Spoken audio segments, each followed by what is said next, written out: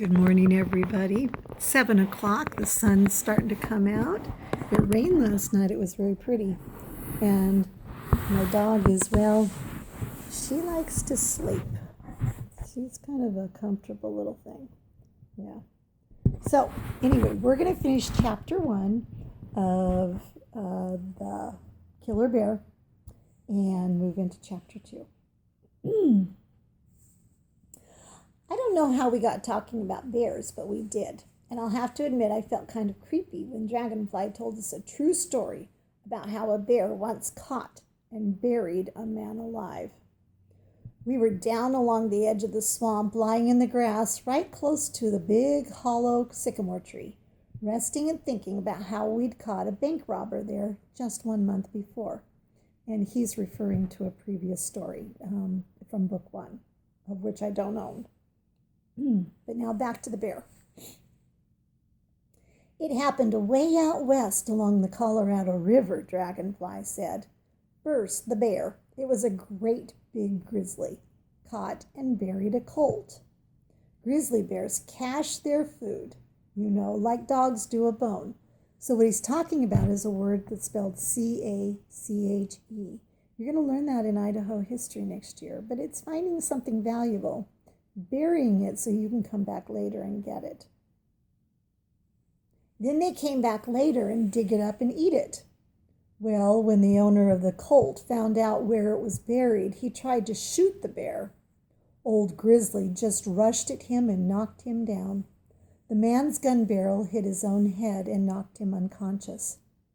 Then Old Grizzly, thinking the man was dead, picked him up and buried him right beside the colt.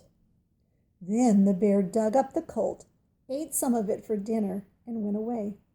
Of course, the man wasn't buried very deep, and he could still breathe. Pretty soon he came to and dug his way out and hurried away before the bear decided it was time for supper. That's a true story, Dragonfly said as he finished. But there aren't any bears around here, so we don't need to be afraid, Big Jim said, looking at Little Jim, who was holding on to a stick with both hands as if he was beginning to be scared.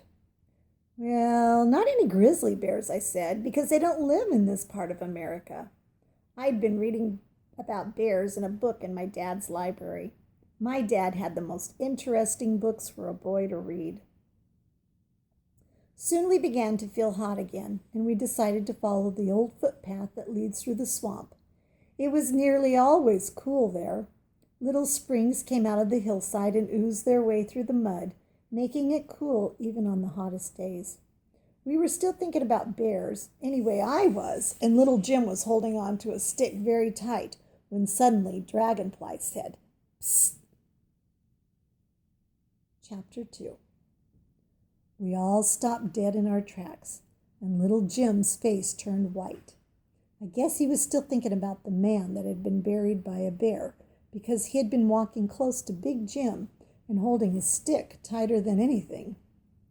Dragonfly was down on his hands and knees peering through the foliage of a swamp rosebush. Just then we heard a crashing and a snapping of underbrush, as if something as big as an elephant was running away, and I could feel a prickly sensation under my straw hat, as if my red hair was trying to stand up on end and couldn't because of my hat being on too tight. Of course, I knew that bears hardly ever attacked anybody unless they were very hungry. But this one might be hungry, I thought. I got my binoculars up to my eyes real quickly, but couldn't see anything except a lot of trees and briars and sedge and little ponds of water. Suddenly I gasped. I had seen it. It was black and hairy and covered with mud, and it was breaking its way through the swamp as though it was almost as scared as Little Jim, or maybe Bill Collins. Knowing bears don't generally attack people and being able to feel it are two different things. I was actually shaking all over, and for a minute we were all so scared we couldn't talk. I looked around quickly to see if we were all there and all right, and we were. Circus was already halfway up an elm sapling, not because he was afraid, but because he wanted to see where the bear, or whatever it was going. Pretty soon we all found our voices again. but we didn't sound like a lot of scolding blackbirds, and we didn't look like the notes on little Jim's music, although I couldn't help but wish we had wings. We sounded more like ghosts whispering to each other in a haunted house in frightened voices. That is, all except Dragonfly. He had a grin on his face about the size of a jack-o'-lantern, and he looked as if he knew something important. "Ah," he said loftily, "what are you so afraid of? It wasn't anything but somebody's old hog wallowing in the mud. Come on, I'll show you." Well, I had seen something black and hairy and muddy running through the undergrowth, and it had looked like one of my dad's big black hogs. Yet I remembered that black bears hunt out swampy places in the hot weather, and I still believed it might have been a bear. I could see, however, that it wouldn't do to say so, or they would make fun of me, and besides, I didn't want to frighten little Jim again. I reached up and picked a green cluster of winged seeds from the ash tree and started chewing one of them. Then I broke off 2 or 3 yellow-green leaves, which were about 9 inches long, each one having 7 or 9 leaflets, and taking off my hat, I tucked them inside the crown so my head would keep cool when we got out in the sun again. Jim looked at his watch, and because it was 4 o'clock, we decided we better go swimming again before we went home. That was another of Big Jim's rules.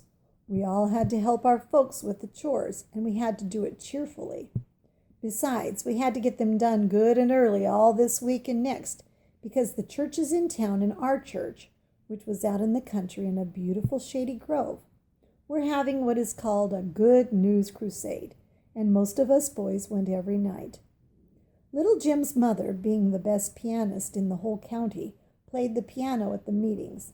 There was a large brown tent pitched right in the park in our town, with long board benches that had comfortable backs. There was a big platform for the choir, a grand piano, and everything. But I'll tell you more about that a little later, because something very important happened there. On the way to the swimming hole, Poetry and I walked together. The rest of the gang had gone on ahead. He had a mysterious look on his face, and he began to quote a verse from Christmas Secrets, which goes, "The air was full of mystery, the secrets are a wing, and if you happen on one, don't tell a single thing." "Do you think it was a hog?" he asked, his squawky voice more squawky than usual. "I don't know," I said, beginning to feel my spine tingle again. "I think it was a bear," Poetry said. The way he said it made me stop and look at him. "It was somebody's black hog," I said, half hoping it wasn't. I even turned around quickly to see if maybe there was a bear behind us, but there wasn't. Just then Poetry shoved his hands deep into his overall pockets and pulled out a dirty bit of something that looked like half hair and half like fur. "Bears shed in the summer, don't they?" he asked. He had that mysterious, detective-like look on his face. "Where'd you get that?" I asked. "I picked it up back there in the mud, and here's some more. I found this caught on a rose bush." Well, it looked like the real thing, all right, but we didn't say anything about it to the rest of the gang. I got home in plenty of time to help Dad with the chores. After I'd gathered the eggs, he sent me down the lane to the pasture for the cows. "Don't forget to shut the gate," he said. And then he said something that almost made me jump out of my shoes. That is, if I hadn't been barefoot. He said, "Several of our pigs are missing, and it looks like somebody's been a little careless about shutting gates." "What?" I said, staring at him, remembering suddenly that the book I'd read had said that bears like pork better than anything else, and that they sometimes raided farms and barnyards and stole little pigs. Dad looked back at me kind of hard. I guessed he must have thought I was trying to deny the fact that I sometimes forgot to shut the gate. He started to say something, then changed his mind and walked away. I hurried down the lane after the cows, thinking all the way and saying to myself, "Bears like pork. Bears are crazy about pork. Bears steal little pigs." Believe me, I shut the gate good and tight when I left it. I wanted in the worst way to tell Dad what I'd seen in the old swamp, but I didn't dare because poetry had made me promise I wouldn't. My next chore was feeding the horses, so I climbed up in the haymow and with my favorite pitchfork began to throw down big bunches of sweet-smelling alfalfa hay. For a month, I'd been having a strange feeling every time I was in our haymow that because way up in the corner, tucked in a crack in a log, was my black leather New Testament. You know, I think every boy's parents ought to buy a neat little New Testament or Bible for him. Not a cheap one, but a leather-bound one that a boy can be proud of, one that won't wear out so quick. That is, if he reads it every day the way he's supposed to. Even poor parents can afford to do that, if they really want to, and save their money a little at a time. You see, little Jim wasn't the only Christian in the Sugar Creek gang. Poetry had been one a long time, and Big Jim too. And I had been a Christian just about a month. In fact, just 2 days after Charlotte Ann was born, I became a Christian. It was a wonderful thing, the most important thing in the world, in fact, because if you're not a Christian, you'll never go to heaven when you die. The reason I'd left my New Testament in the crack in the log was to sort of remind God that I was praying for Circus's dad, that he too would become a Christian. I'd made up my mind to leave my New Testament there until Circus's dad became a Christian. Every day I climbed up there and read it and talked to Jesus, which is the same as praying.